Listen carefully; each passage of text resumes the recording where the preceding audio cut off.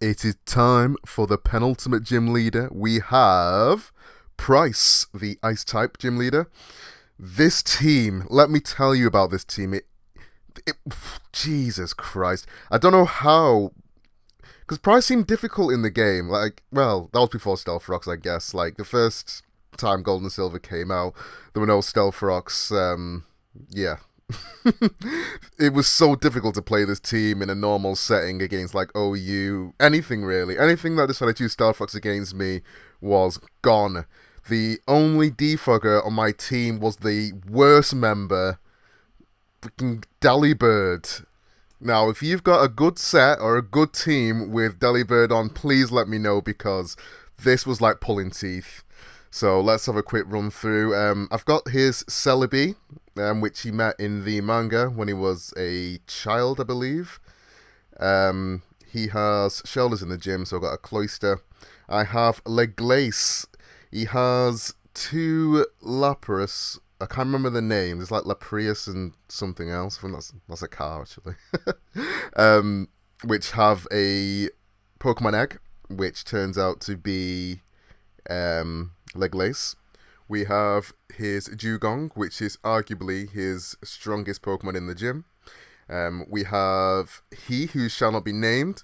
Finally, Mamoswine, which was his Piloswine, which evolved.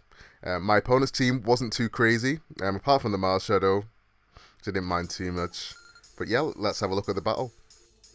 So I'm going to lead off with Celebi. It's my Stealth Rocker. It has Stealth Rocks, Psychic, Leaf Storm, and U-Turn. Now, I would have preferred Hidden Power Fire over U-Turn with the amount of Steel types I got blocked by. Being completely Ice doesn't make Steel types very fun to deal with. I see the Ninetales coming immediately. I'm fearing a Blizzard, so I'm going to go straight into Dugong. As my opponent does in fact go for an Aurora Veil. At this point, I know what I need to do. I'm going to choke this Ninetales until it can't do anything else. This is a Parasong, Whirlpool, Rain Dance, and Rest Dugong. So I basically trap my opponent in with Whirlpool, sing a really horrible song, and yeah, their ears bleed and they die.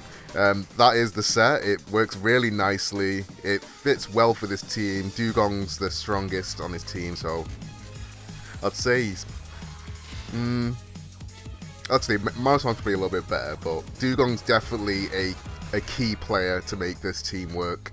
So I'm going to get my Parasong off. He's got 3 turns left. Now, this is how out of it I actually am. I still thought trapping moves such as Whirlpool, Bind, Fire Spin still end at a random point. So I was worried that Ninetales could be freed at any time.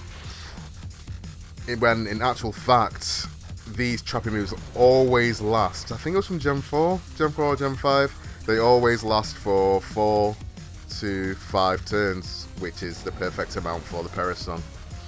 So I'm going to allow my Dugong to get to a ridiculous amount of health when I should have really gone for a Rain Dance. Here I thought I messed up completely. Thankfully I do survive on 5 HP and I do get a rest off. A Rain Dance should have been up now, but yeah, like I mentioned before, I went for a Whirlpool again.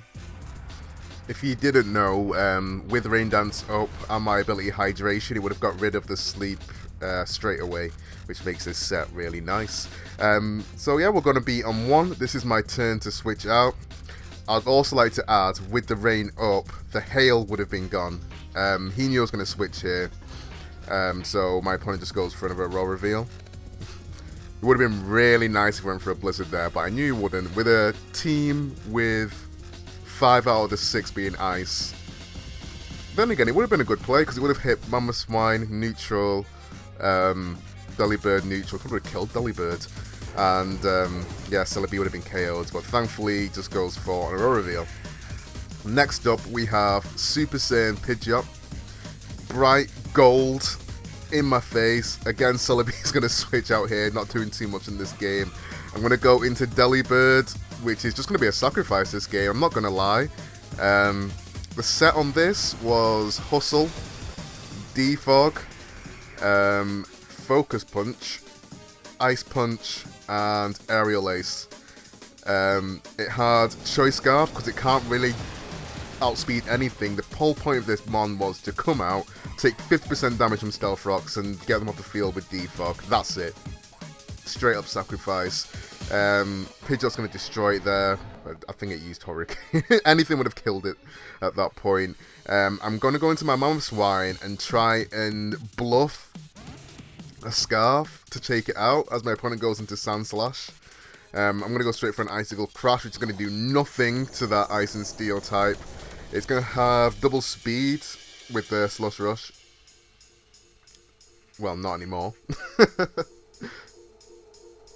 Thinking about it now, I'm not quite sure how much damage the Pidgeot would have taken with the Aurora Veil. So maybe he should have stayed in. Either way, my opponent's going to double and go into Excadrill as I go into Dugong to do the same thing. I'm going to switch out here because Excadrill's as strong as hell. Like, even though my Dugong is bulky, I don't think it can take a few hits from this. My opponent's going to go for Rock Slide, which is neutral. I'm still bluffing the Scarf here, hoping my opponent takes the bait. Unfortunately not. He's going to switch up his moves and go into Iron Head. My Mammothswine was actually banded with Earthquake, Icicle Crash, Superpower, which came into play quite a lot in some of the other games I got swept in. And what's my final move? Hold on, I've got this set up here. I have Endeavor. Wait, that's not right. That's not my set. That was another set. That's going to really bug me. Anyway, I'm going to go into Cloyster here and set up. I'm going to use my Shell Smash to get to the stats that I want to be. I've got the Water Z Crystal over the Normalium one. Mainly because I don't aesthetically, I don't like to see a Cloyster running across the field. What is that? It's a water type, so I've got that instead. It works out quite nicely. So that's Excadrill down. He's gonna go into Sandslash. I'm gonna go for Hydro Pump. We connect, and yep, that's that thing down. This thing would have been a problem without Hydro Pump. And in comes the Marshadow. I don't think a Shadow Sneak can knock me out at that range, and my opponent knows that as well. I'm going to go for an Icicle Spear, and that's that Pokemon down. That's the easiest I've ever taken down Marshadow. I'll have to do the calculation, because I don't think a Shadow Sneak would have taken me down at that range.